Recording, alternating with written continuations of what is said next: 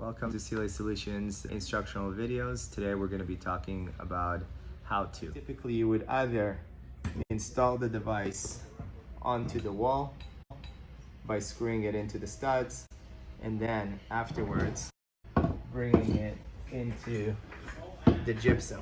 So the idea here is that you always want to bring this surface here flush with the gypsum, allowing the extra lip here, so when they're mudding, it gives them more space to level everything in place. We've seen some instances where if you're using bigger, bulkier head screws that are not flush with or not pre-drilled into the aluminum, what would happen is it would actually push our device further back, just like that, which makes it a little bit more difficult to install. In this instance, there's two things you can do. You can either adjust the brackets in the newer model to the 3/4 that will allow you to bring it flush, or you can actually do what we're doing here, whereas using the screws and screwing through the front of the drywall into the bracket, just like when you're mudding in standard drywall. And then once you screw it in, the screw gets flush with this, and then when you're mudding over, you're hiding the screw surface. So these are two different ways to install it. The device is also made to be installed as a retrofit.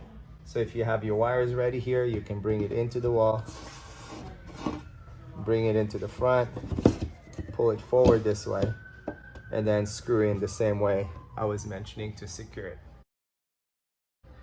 The brackets are also interchangeable to the sides, so if for some reason you couldn't put them on this side and you wanted them left and right, you're able to do that as well. It also allows you the flexibility to install something vertical or horizontal. We've added additional lines to allow you to adjust the brackets. We've added a 3/4 line, so we now have a 1/2 inch, a 5/8, and a 3/4, where before we only had a 1/2 inch and a 5/8. So when mudding the device in, you would typically tape around here, usually using a mesh yellow tape. Usually comes more recommended in the paper tape because it allows the mud to actually sink into it. And then once you mud it in place, the better it is. It allows you to really just make sure you have plenty of mud around, and allows you also to level the wall. So the idea is always to create multiple layers and stretch them as far as possible so you can create a more even surface. And then once sanding it down, it allows you to really see where the unevenness is. You can also put in a second layer if you wanted to.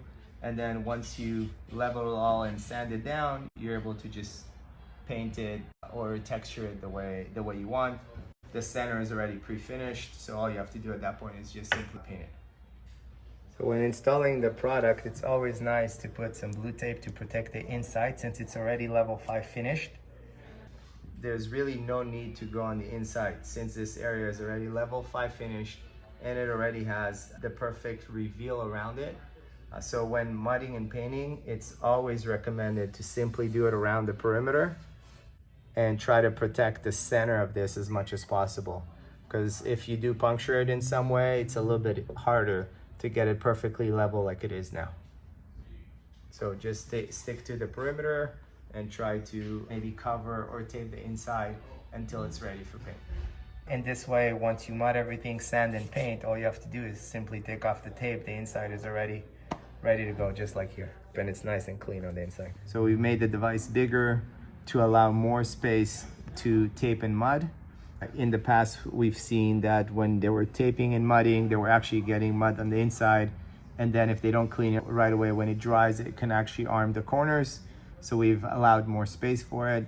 The other thing that we've done is if you look to the sides, we've added additional thickness here for the finished surface. So we found that there was some instances where there was more than a level 5 finish where they wanted to do an additional layer of plaster or something like that.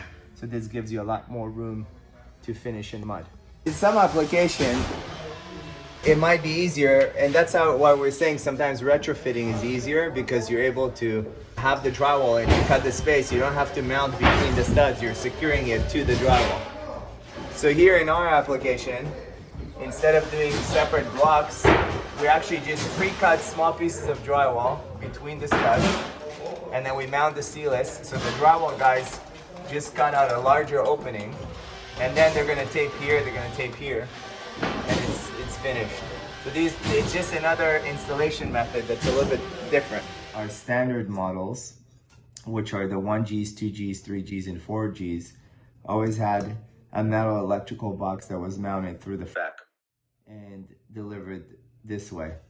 Some of the situations that we've seen is if somebody does not make sure that the box is fully centered, it could be a little bit more challenging to be able to align the device because you don't have access to the back box after installation. So some of the requests that we've had is that we had access through these boxes through the front.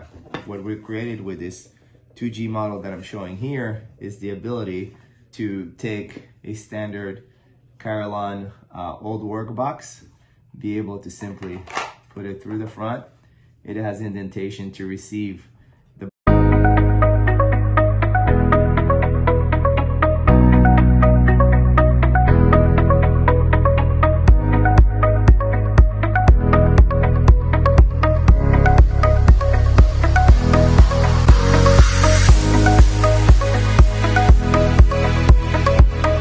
box perfectly, so it perfectly aligns it and centers it.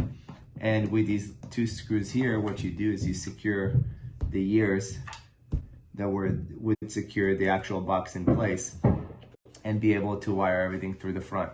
The other advantage with this unit is in some conditions where we don't necessarily need an electrical box, but we do need to mount devices, we're able to use just a Carillon ring in this instance and be able to just put that in place. Again, it receives perfectly the indentation, so when you mount the device, it doesn't push it any further forward, and it still allows you to be able to secure the ears through the front, always removable and interchangeable in the future, and it gives you access behind to get to whatever devices you need. This completes the new model 2GR. We'll have the same exact setup available in 1 gang, 2 gang, and 3 gang conditions. All we had to do is simply remove the box that comes assembled with the product. We have a custom-made mud ring that will be placed into the existing forest box that will be already mounted on site, and simply taking the Seeless platform and sliding it over.